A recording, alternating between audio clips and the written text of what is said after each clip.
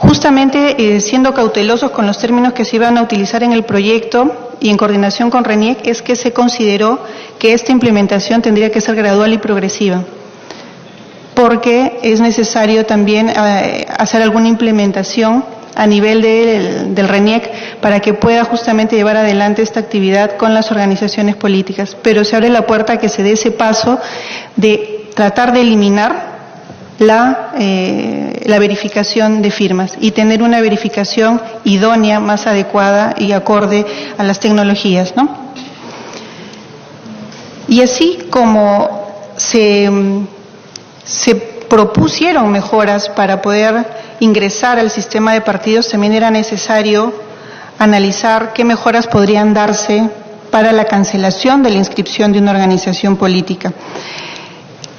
Los requisitos, o las, mejor dicho, sanciones, porque finalmente la cancelación es una sanción, mantienen básicamente la línea de la normativa vigente. Sin embargo, se ha considerado un aspecto, y es cuando dentro de los 3 meses siguientes desde la inscripción en el registro de organizaciones políticas se acrediten graves irregularidades y manifieste incumplimiento de requisitos en la inscripción de una organización política, se procedería de oficio a su cancelación, si es que se identifica que han habido irregularidades en el momento de su inscripción. Y asimismo se mantiene por supuesto. Congresista Acosta. Gracias, Presidenta. Para no dejar pasar esto, si eso es así, ¿por qué es que Podemos Perú sigue inscrita hoy día en el registro de organizaciones políticas cuando conocemos las múltiples irregularidades que se han experimentado en su proceso de inscripción?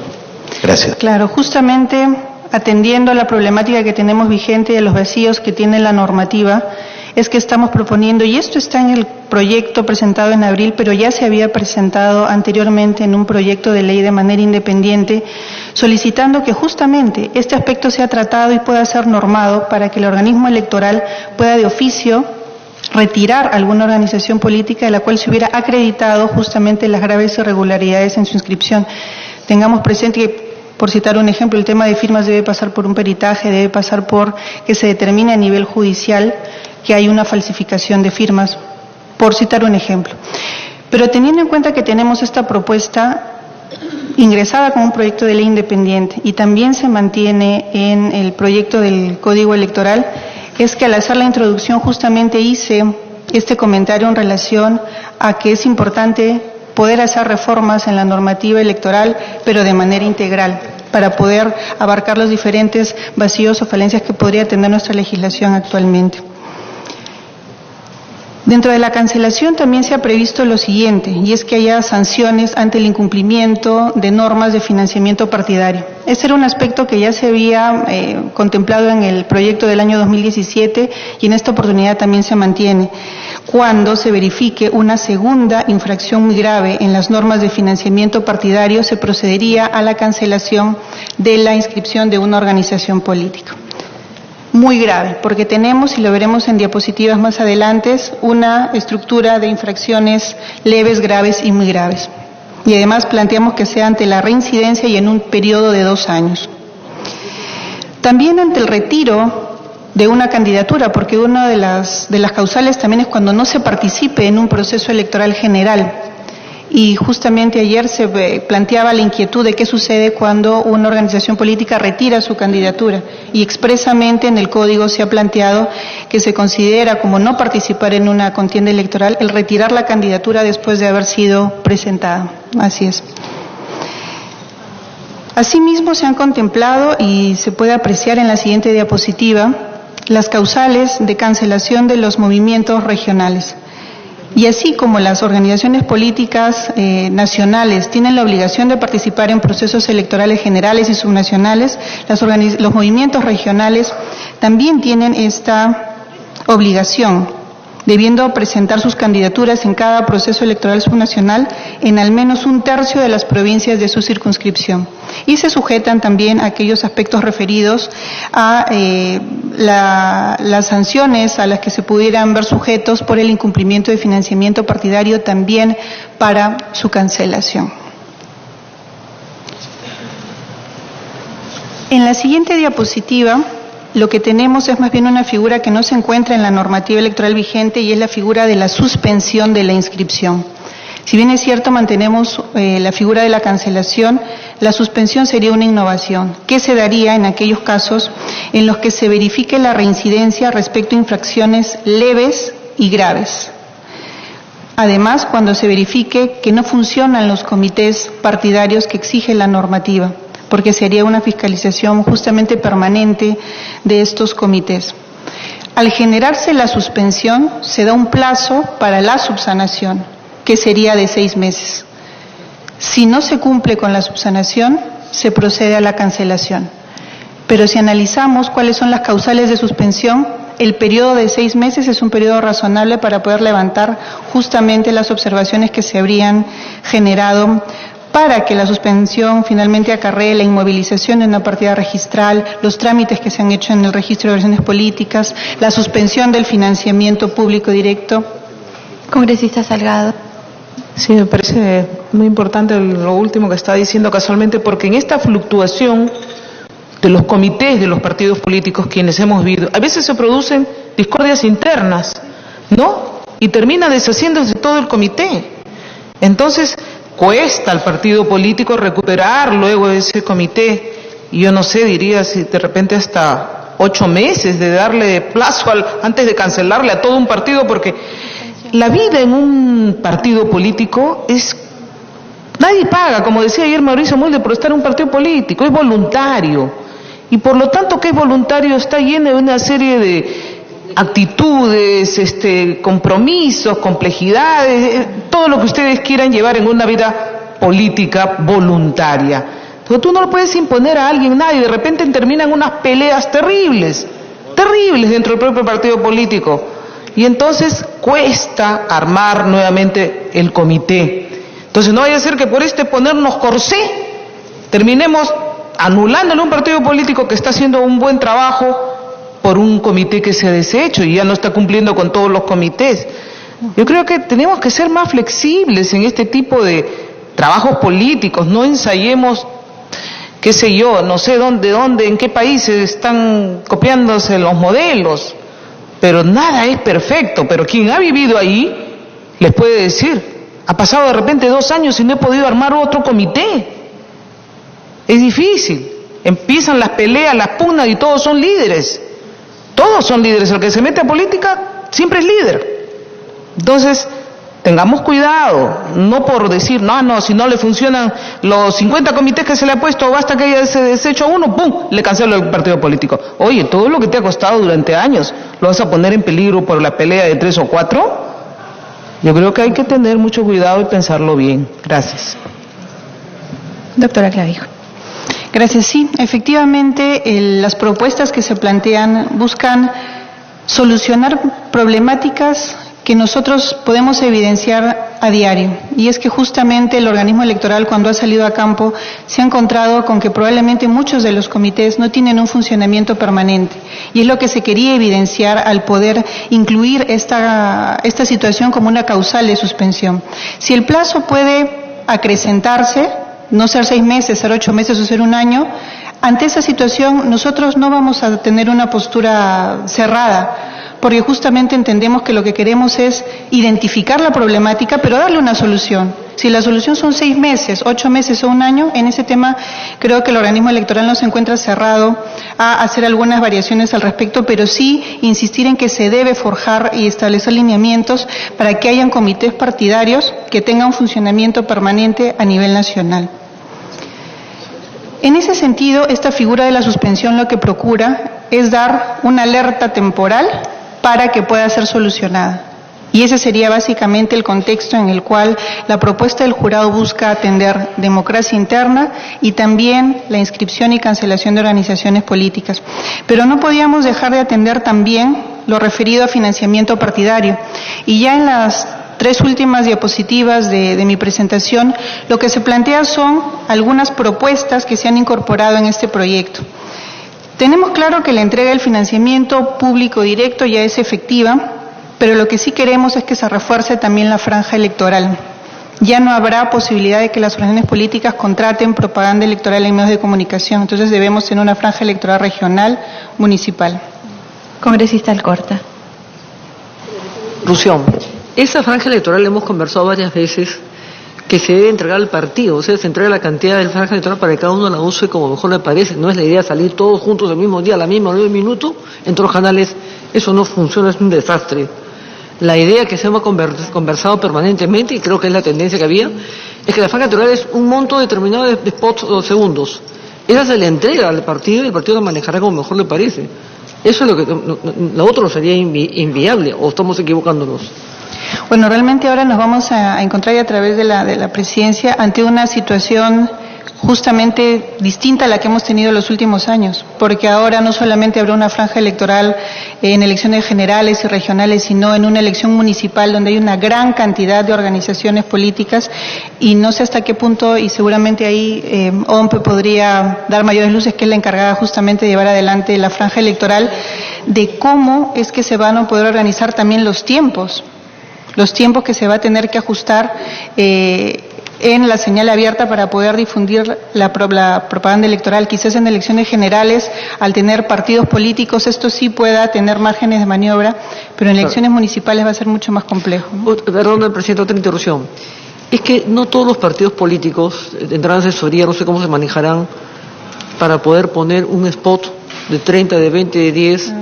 porque cada uno va a ver su grupo objetivo, va a ver sus posibilidades de alcance, de frecuencia, cuál es su grupo objetivo. No todos negocian igual, porque ustedes van a entregar una cantidad de segundaje o de plata de segundaje, pero lo van a manejar ustedes de frente, ¿no es cierto? Pero cada partido debe manejar ese espacio, y en función a su grupo objetivo, sus intereses, no en los intereses de todos, que todos salimos en el programa invento de esto es no sé cuántos, o la serie de novela, o la novela. No pueden imponer eso, o sea, como franjas en diferentes espacios. Cada partido escogerá dónde poner sus spots. Total, la idea es el control de los ingresos de cualquier forma. Si no, no va a funcionar, o sea, eso no sirve, pues. Gracias.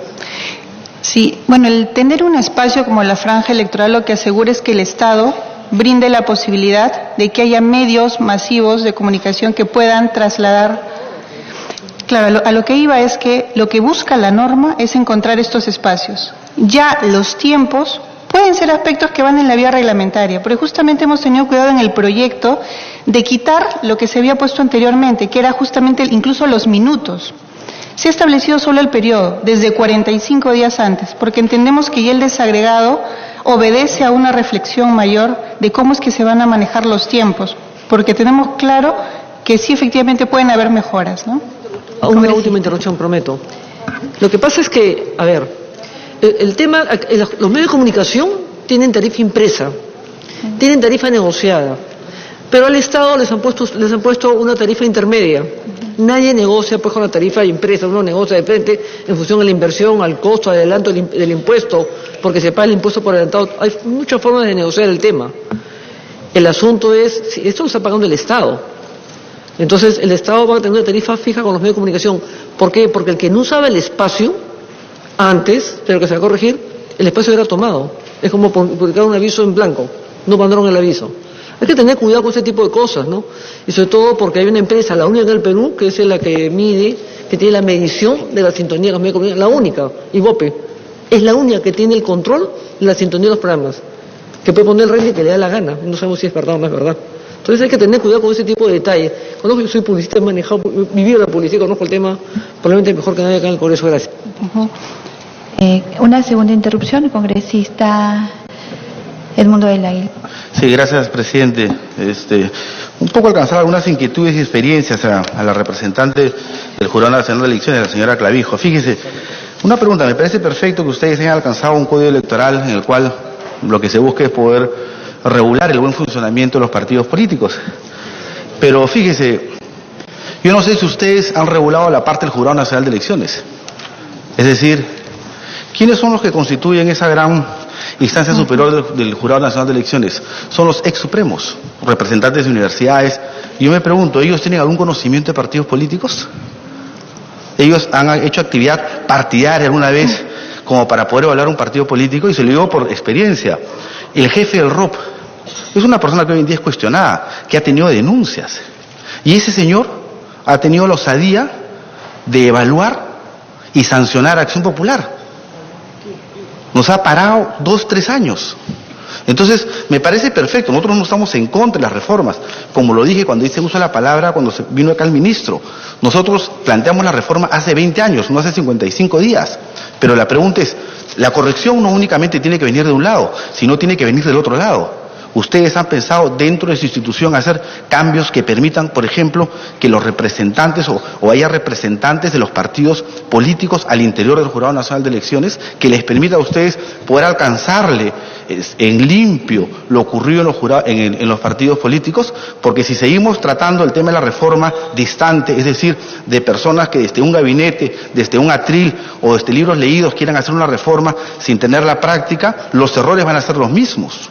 Y se lo digo, Acción Popular ha hecho un esfuerzo grande, es un partido que vive de una democracia interna, pero lamentablemente las malas decisiones del ROP han parado al partido. Y esa es responsabilidad de ustedes. Y nosotros hemos sido claros, y yo en las oportunidades que he tenido se lo he dicho al presidente del Jurado Nacional de Elecciones. Entonces, perfecto, se apoya todas las medidas planteadas en estas diapositivas, pero mi pregunta es, ¿dónde está esa rectificación, ese cambio o esa nueva estructura que debe tener el jurado para hacer más viable todos estos cambios? Sí. A través de la presidencia, y justamente uno de los temas que también contempla el Código Electoral es el tener autocrítica. Nosotros somos funcionarios públicos y nosotros, y eso lo quiero manifestar a la representación nacional, tenemos claro que tenemos que ir mejorando poco a poco. El día que creamos que no vamos a mejorar, ya hemos cometido una gran falla y estaríamos en falta con la ciudadanía, porque justamente brindamos un servicio y queremos dar un buen servicio a la comunidad. Lamentablemente, o bueno, por decirlo así, nosotros no podemos hacer una reforma constitucional. La conformación del Jurado Nacional de Elecciones obedece a una reforma constitucional. Lo que nosotros hemos planteado y podemos proponer al tener iniciativa legislativa son modificaciones a la Ley Orgánica del Jurado Nacional de Elecciones. Y en esa estructura podemos sí hacer mejoras a lo que son los jurados electorales descentralizados, que es la justicia electoral en primera instancia. Y hemos planteado efectivamente que haya un representante del Poder Judicial, del Ministerio Público, siempre un organismo colegiado, y que el tercer integrante, que es un ciudadano, en esta oportunidad pueda ser elegido a través de los colegios de abogados, que son personas justamente también cercanas a lo que es la materia electoral. Es una alternativa que se plantea. Sí tenemos justamente opción a través del Código Electoral, de iniciar el debate en las mejoras que se podría dar en la Administración de Justicia Electoral, pero creemos que debe tenerse en claro de que esta debe ser colegiada. En relación a lo que usted mencionaba del registro de organizaciones políticas, bueno, justamente el día de hoy me acompaña Fernando Rodríguez Patrón, que es el jefe del Registro Nacional de Organizaciones Políticas, pero entiendo que, y bueno, eso seguramente la señora presidenta dispondrá, que el tema del día de hoy guarda relación con exponer el capítulo de organizaciones políticas, salvo que la señora presidenta disponga alguna intervención sobre ese tema, ¿no?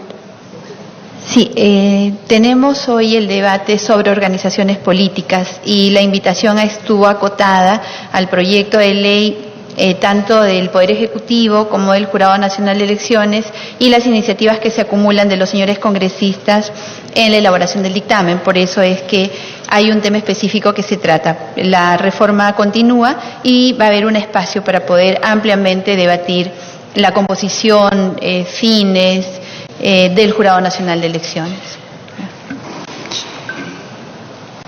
Estábamos justamente hablando acerca del financiamiento partidario y otra de las opciones que se plantean para poder hacer algunos cambios en la normativa sobre la materia es que se destine un porcentaje de los recursos del financiamiento público directo que tendrán las organizaciones políticas para actividades de formación, capacitación de mujeres, de jóvenes y de representantes de comunidades indígenas.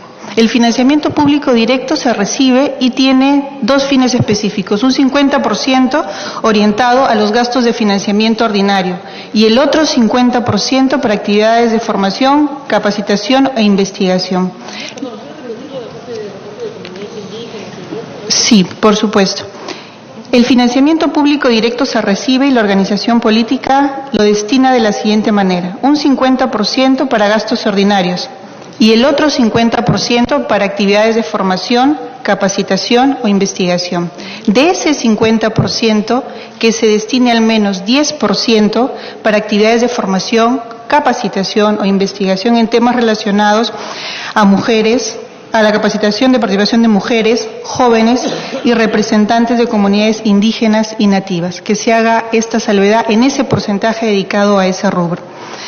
Asimismo, que la rendición de cuentas esté a cargo del tesorero y no de los representantes de campaña, que se haga una devolución al erario nacional de aquel de aquel financiamiento público directo que se haya dado y no se haya ejecutado anualmente, que haya una bancarización de los aportes que se reciban, que los aportes privados, si son a través de actividades proselitistas, tengan un tope anual de 100 UITs, y mantenemos justamente la mejora que se ha dado a la normativa nacional en relación a limitar los aportes de aquellas personas que hayan sido sentenciadas por aquellos delitos graves que se han establecido ya en la norma. Y finalmente, que se encuentre prohibida la contratación de propaganda electoral, no solo a organizaciones políticas, sino también a terceros en relación a contenido de propaganda electoral. Y en la última diapositiva, ya más bien se sistematiza lo que serían las infracciones leves, graves y muy graves, que es un listado ordenado de aquellas sanciones que finalmente, si bien es cierto, van a tener una sanción pecuniaria, también tendrían una sanción política, que sería la suspensión o cancelación de la inscripción en caso hubiera alguna infracción ante reiterancias o, como se ha mencionado, 2 infracciones en el lapso de 2 años muy graves podrían acarrear la cancelación de la inscripción. Eso sería todo. Gracias. Gracias, doctora Clavijo. Culminadas las exposiciones, se ofrece el uso de la palabra a los señores congresistas a fin de iniciar el debate sobre este proyecto de ley. Congresista Gilbert Violeta.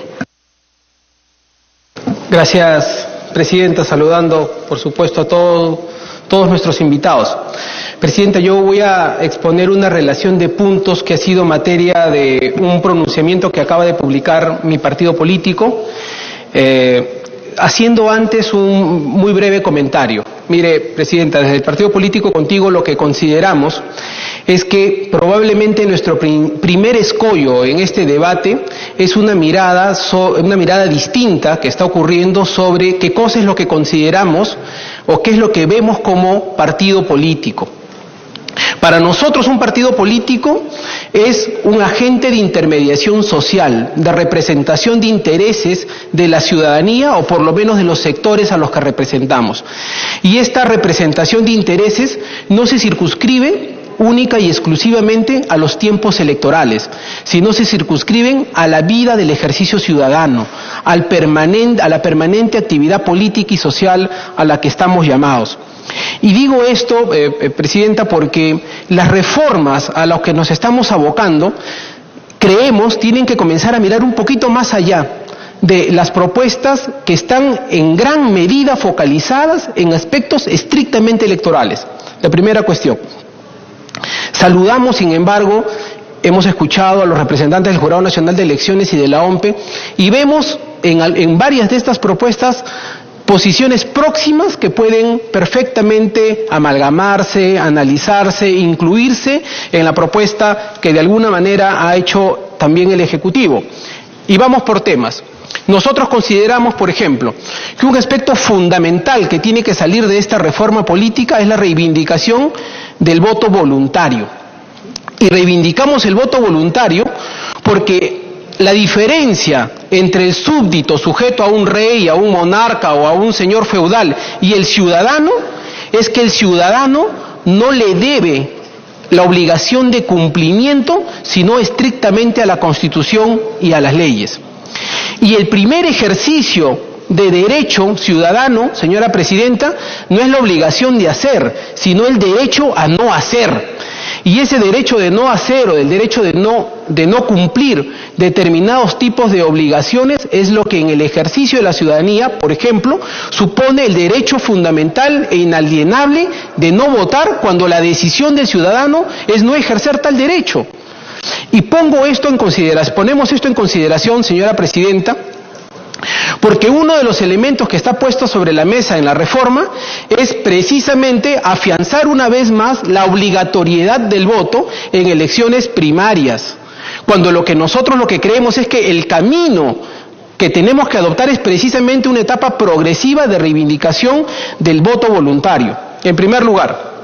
En segundo lugar, sí creemos que es necesario reivindicar la participación obligatoria de la OMPE como organizador de los procesos de democracia interna en la selección de candidatos. Asimismo, la participación del Jurado Nacional de Elecciones como ente resolutor de las controversias de los procesos de democracia interna y de fiscalización de dichos procesos. En tercer lugar, la participación de la RENIEC como ente responsable de la administración y actualización permanente del padrón electoral de las organizaciones políticas. Por otro lado, la reivindicación de la alternancia y la paridad de género para la determinación de listas de candidatos que se pueden complementar perfectamente con listas bloqueadas y cerradas. Por otro lado, la aceptación de elecciones primarias y simultáneas sin límites de votantes. La eliminación del porcentaje de invitados en las listas de candidatos para fortalecer la militancia partidaria. En esto nuestro partido ha sido insistente. Creemos que uno de los aspectos que hacen enorme daño a las organizaciones políticas es esta lógica de la atracción de invitados que no tienen militancia, que no tienen sujeción política, que no tienen sujeción ideológica y que al final de cuentas es la base para el transfugismo político y parlamentario en el supuesto del Congreso de la República. Asimismo, la eliminación del voto preferencial, la reconfiguración de las circunscripciones electorales para permitir una clara identificación de los representantes del pueblo ante la ciudadanía y descartar este criterio de firmas de adherentes y recoger el patrón utilizado por el Jurado Nacional de Elecciones de 240.000 firmas, tomando en cuenta el criterio propuesto por el Ejecutivo, que no sean adherentes, sino afiliados. De tal suerte que se puede bajar la valla, pero estableciendo un criterio de calidad adicional, que no sean simples adherentes que lleven a las famosas fábricas de firmas, sino que quien suscribe, quien se adhiere y quien pone su fe para la formación de un partido político, asuma a su vez el compromiso de respaldo y de participación sobre dicha organización política. Sin embargo, nos oponemos también tajantemente a que esa cifra sea el 0.075%, como lo ha propuesto, como ha venido en la propuesta del Poder Ejecutivo, porque consideramos de que ese es un contrasentido. Y termino con lo siguiente, señora Presidenta, sobre todo para el debate de la propuesta del Ejecutivo. La propuesta del Poder Ejecutivo se sustenta en que se busca la institucionalización del sistema de partidos políticos y evitar la enorme fragmentación del sistema de partidos políticos, es decir, que existe una cantidad grande de partidos políticos. Entonces tiene dos parámetros. Uno, con 14.000 firmas se pueden inscribir organizaciones políticas, pero luego tienen que alcanzar 280.000 votos en un proceso de democracia interna. Lo que esto va a generar es que va a haber una enorme cantidad de kits electorales y por lo tanto de partidos que se inscriben con 14.000 firmas, pero luego vas a tener las famosas políticas del outsider. Es decir, tienes 50 o 100 kits en carrera con 14.000 firmas y organizaciones inscritas, pero luego 1, 2 o 3 o de repente ninguno que termina pasando la valla de las elecciones primarias con 270.000 firmas. El resultado es que no estamos construyendo organización política. El resultado es que estamos alentando la sobredinámica electoral cada 5 años. Pero eso no es parte de un proceso de institucionalización a la que invoca el mismo proyecto del Poder Ejecutivo. Es decir, hay un contrasentido, estimamos, entre lo que propone, entre lo que dice el Ejecutivo en su justificación, en su exposición de motivos, y lo que regula en la letra chica a nivel normativo. Porque por un lado dice que no quiere que exista proliferación de organizaciones políticas, pero por otro lado, al bajar la valla, precisamente promueve una proliferación de organizaciones políticas. Pero además, incluso desde otro ángulo, el derecho de las minorías, ¿dónde queda? Es decir, las minorías no tienen por qué ser identificadas con 280.000 personas, o con 270.000 personas, o con 240.000 personas. El derecho de las minorías finalmente es la identificación de un grupo basado en identidades ideológicas, políticas, sociales, culturales o económicas. Y eso sería otro de los aspectos que se estaría vulnerando en este proceso de reforma. Presidenta, nosotros estamos alcanzando este pronunciamiento con las posiciones adoptadas por nuestra organización política. Creemos que este proceso de reforma tiene que prosperar. Sí creemos que es posible encontrar puntos de entendimiento. Creo que es posible llegar a un acercamiento, pero también creemos que hay aspectos que el Ejecutivo tiene que entender que no pueden prosperar. Y que, por ejemplo, recogiendo el criterio de afiliados y no de simples adherentes, se puede hacer la reforma. Pero cuando se establece que tienen que ser 280.000 votantes como mínimo y que por otro lado utilice solamente 14.000 firmas para poder inscribir una organización política, creemos que ese es probablemente el aspecto más débil de esta propuesta. Gracias, Presidenta.